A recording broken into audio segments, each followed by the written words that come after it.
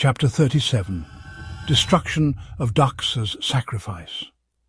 Brahma continued. Vīrabhadra, the mighty and fearsome commander of Shiva's Gaṇas, sat in meditation, his mind wholly fixed on Lord Shiva, the omnipotent remover of adversities. His form radiated a divine brilliance as he ascended his celestial chariot, armed with miraculous and powerful weapons that glimmered like flames. Roaring like a lion, he prepared for battle with Lord Vishnu himself, the preserver of the universe.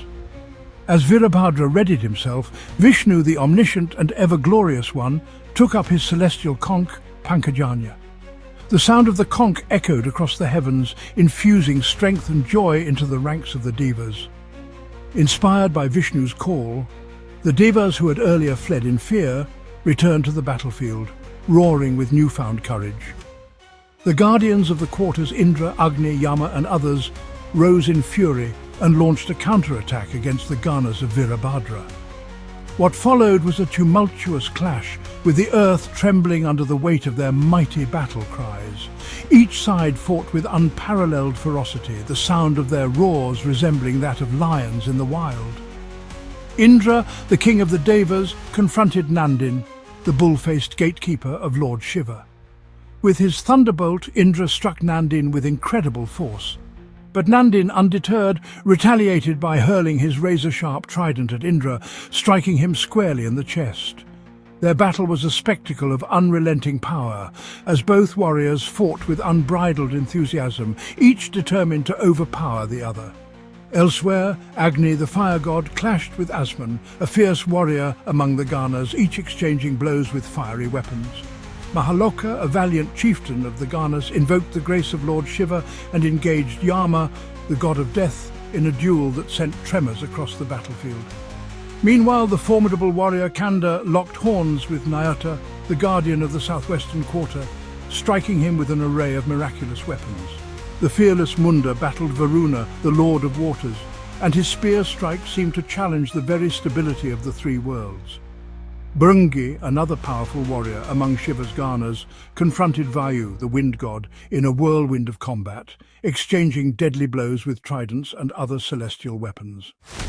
The battlefield grew even more chaotic when Kusmandapati, remembering Shiva with unwavering devotion, launched a fierce attack on Kubera, the lord of wealth.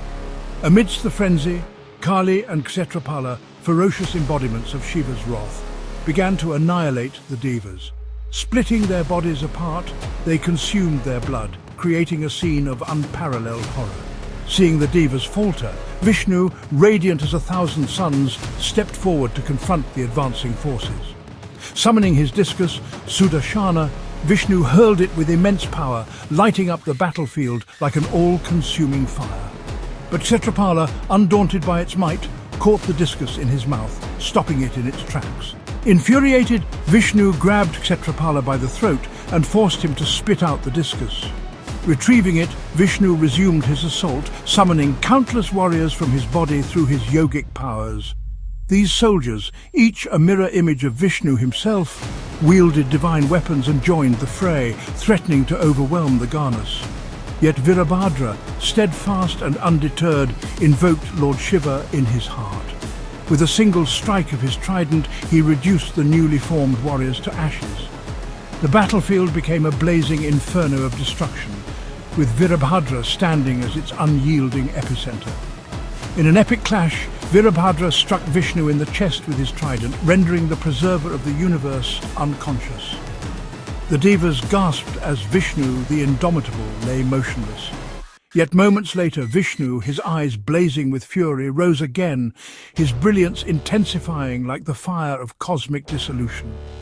Lifting his discus once more, Vishnu aimed at Vīrabhadra. But the discus, luminous as a dark sun, was halted mid-air by the sheer power of Vīrabhadra's gaze. Frozen and rendered motionless, the weapon could not harm the commander of Shiva's army.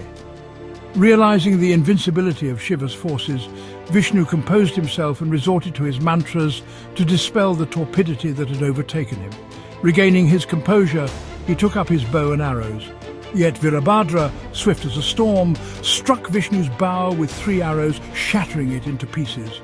As the devas and sages looked on in awe and dread, a divine voice echoed across the heavens, reminding Vishnu that the Gaṇas, empowered by Shiva's might, were indomitable. Accepting this truth, Vishnu chose to withdraw, vanishing from the battlefield. Meanwhile, Vīrabhadra continued his rampage. Spotting Dakṣa, who had concealed himself behind the sacrificial altar, Vīrabhadra dragged him out with great force. Despite Dakṣa's yogic powers, which rendered his neck impervious to weapons, Vīrabhadra seized his head with his bare hands and severed it.